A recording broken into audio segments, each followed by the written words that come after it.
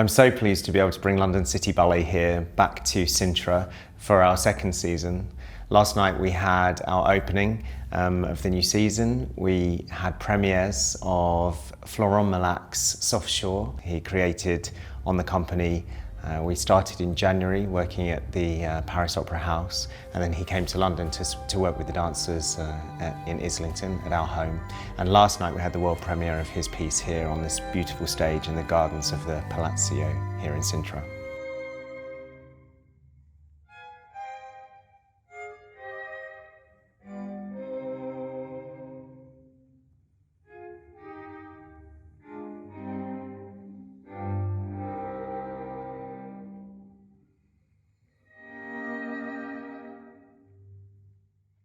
We also premiered work by George Balanchine called Haeiff Divertimento, which I was so proud to have the company dance, because it was made in 1947 and then dubbed a lost work for many years, and actually even since it hasn't been performed outside of the US. So a European premiere of a Balanchine work last night here on stage.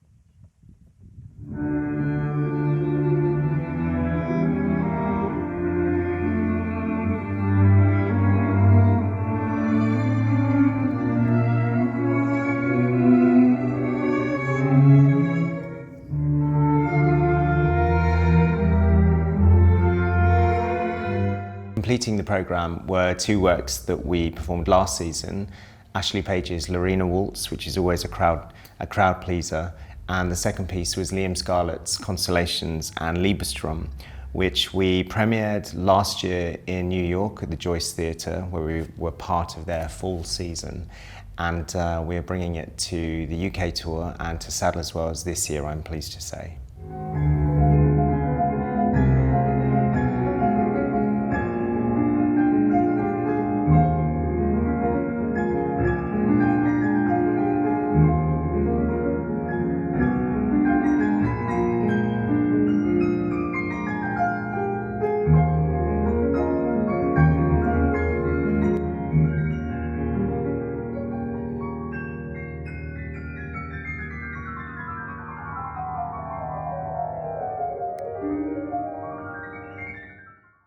Last year for our inaugural tour, we actually visited 3 different continents, which was quite brave for our first outing. We had over 50 performances, and this year we're returning to many of the same venues that we went to last year, but including some new UK venues as well. So we're broadening our reach to a wider audience, I'm pleased to say. We had a terrific moment last year where the whole company were on the plane to Beijing, and I thought to myself and spoke to Kate, the rehearsal director as well, that we suddenly have this company. We're responsible for all of these dancers who are going on tour. It was a fantastic moment to feel that we were taking the company on the road again after 30 years. We overcame a lot of challenges last year, especially in China, where we were touring through rainy season in August, 100% humidity, to some huge venues, some wonderful stages, but vast auditoriums, very different to touring in the UK. We travelled through floods and high waters, but managed to reach around 8 venues actually through China, and multiple performances. And with the team that we have, everyone was on stage every night and pulling together, and I felt incredibly proud of the company for getting through a season like that. So this season we have 7 new dancers joining us, I'm pleased to say, from varied backgrounds at different stages of their career. I think with a company of this size, it's always important to have a range of age and experience. So we have seasoned professionals who have been principal dancers in many other companies and who are now freelancers and have joined London City Ballet. And then we have mid-career artists, but we also make sure that we reserve 2 spots each year for apprentice dancers. So we look for dancers who are coming out of the ballet schools or who are recent graduates, and we reserve these 2 places for them because I know firsthand how hard it is at the moment for dancers to find jobs in companies, and to have these spots available, I think is nurturing for them, but also giving them a great opportunity. Because I like to think of this company really as 14 soloist dancers. Everyone gets the opportunity to do soloist roles in the works that we do. And so we look for young dancers also, but young dancers who have the confidence and stage presence to be able to stand up next to these dancers with a huge amount of experience. At the auditions this year, we were lucky enough to be hosted at the Opera House in London for 1 round of auditions, and then our second round the week after was at the Paris Conservatoire. It felt like that way we were giving double the opportunity to dancers to choose to travel to 2 different locations. We had over 1,200 applicants. We were able to see 300 or 400 dancers. And I'm so proud of the 7 that we've chosen. They've joined us from lots of different places around the world, from diverse backgrounds, from different training backgrounds, and I think the mix, the melting pot that we have here at London City Ballet of dancers from different places means that it only feeds the repertoire that I'm bringing. Along with the performances that we give, we also make sure that when we visit a venue for a show, we try to provide access and engagement to audiences who might want to come and experience something different. So we open up the company class on a Saturday morning before the matinee so that audience members can come in at very low cost and they can watch the company preparing for the show. It was very successful last year. We offered it in most of the venues we went to, and it was a great way of speaking to the audience, for them to talk to the dancers. There were a lot of students that came, so they could find out really how all of these dancers had different pathways to the same place. Because I think now not everybody has one pathway from a school age 11 right through into a company. I think that the journey to a dance company can be very different for everyone, which is exciting, and it's a message that I'm keen to give to inspire young dancers. We also teach a lot of classes and workshops. Myself and Kate, the rehearsal director, we actively teach the company each week. I think it's a great way of really understanding the dancers that we have here and where they'll be best suited in the work.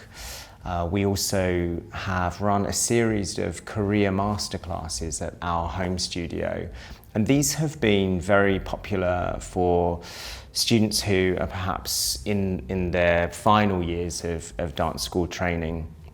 There seems to be a little bit of a gap in finding out exactly what it takes to join a company nowadays.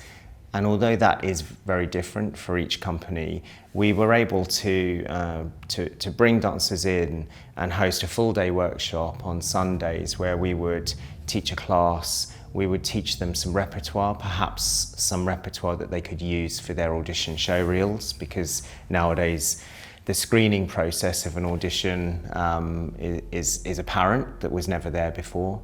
You know, dancers have to create their own show reel, their CV, their photographs, and submit this often before they even get a foot in the room. And so we talk about these things, we talk about how best to promote yourself as a young dancer. A lot of dancers are finding themselves in freelance careers when they leave the schools, which is difficult because a freelancer needs connections. So in these masterclasses, we would talk about how they can connect with companies, how best to portray themselves on their CVs, what companies would like to see in a show reel. And I feel by doing that, and by doing that at a relatively low cost, we're able to also engage the next generation of dancers with the work that we're doing at London City Ballet. I've always been a great admirer of the work of Alexei Ratmansky. It's a shame we really don't get to see much of his work in the UK, and so when I took the company to New York to perform last year, I invited him to our opening night. I wanted him to see us and to see if there was the possibility of him allowing us one of his works, and I had one in mind as well. And so we met a couple of days afterwards. He had been very impressed with what he saw, and I had asked him about pictures at an exhibition. It's a very special work that he made in 2014 at New York City Ballet. I had noticed that the way he had cast and structured the work had parallels with what I was trying to do with London City Ballet. He had cast dancers from the company who were at very different stages of their career. So, for example, a big part in that work was created by Wendy Whalen, and it was in her retirement season. And so I knew there were roles in the piece for dancers with huge levels of experience.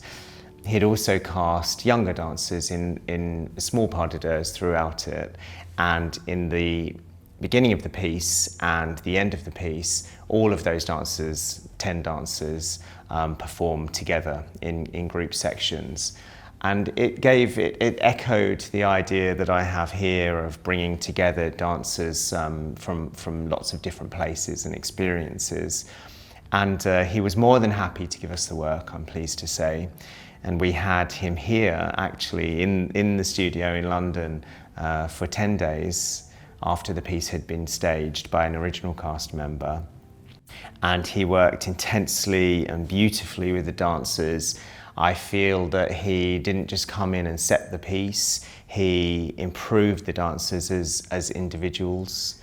His attention to the detail of the steps was of course paramount, but he opened them up to allowing the artistic freedom that they needed to bring to these roles he has created. We premiere that in July on our UK tour, and then we will be performing it throughout our tour in Europe and at Sadler's Wells Theatre, and we'll also be doing it at the Limbury in November. It's set to the Mussorgsky score, Pictures at an Exhibition. We're also using, which Alexei did originally, the orchestrations were added later. Mussorgsky wrote this for solo piano, so it means that at some performances we can have that played live, which is also wonderful, and a challenge for our wonderful pianist, Rainer, who has been working away in the studio with us at increasingly fast tempos. You know, Alexei wants the dancers in some stages to move at the speed of light, and they're absolutely responding to that, as well as Rainer on the piano. So it made for a really exciting series of rehearsals to have the music played live and the dancers working to a degree that was also new to them. Another exciting opportunity we have coming up in the autumn is a project with none other than Mikhail Baryshnikov himself. I wrote to him about a year ago because he had seen the revival of Kenneth Macmillan's Ballade that we had done. He liked the idea about us bringing back works that are rarely seen anymore.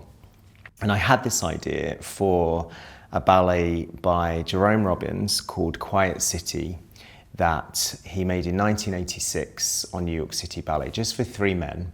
It's a very poetic theatrical piece that is centered around a dancer who was in New York City Ballet and 2 other friends, or they could be seen as angels actually, that dance with him. And then on the sides of the stage, you see 9 other shadows in a way. They are people, but they are a very dramatic presence without giving too much away about the ballet, because we will be bringing this to London in the autumn. So we will go in September to the Baryshnikov Arts Centre with 3 of the dancers, and we will spend a week there recreating the ballet, again with a member of the original cast, Robert Lafosse, the ex-New York City Ballet star. He will be staging the piece. It's been a fascinating process so far because no other company has performed it. And the New York Performing Arts Library have provided us with the original notes made by Christine Redpath. They have a film of Jerry Robbins in the studio working with the dancers, so we can really hear firsthand the information he was giving them. And then we've also found a very old grainy recording of the piece that has been given to us by the Jerome Robbins Trust. And we will have a week in the studio to really unpick all of this information and meet other collaborators who were involved with the ballet at the time. We'll prepare it there, and then in November we'll bring it to the Limbri, which I feel is a perfect intimate stage to perform the piece for the first time.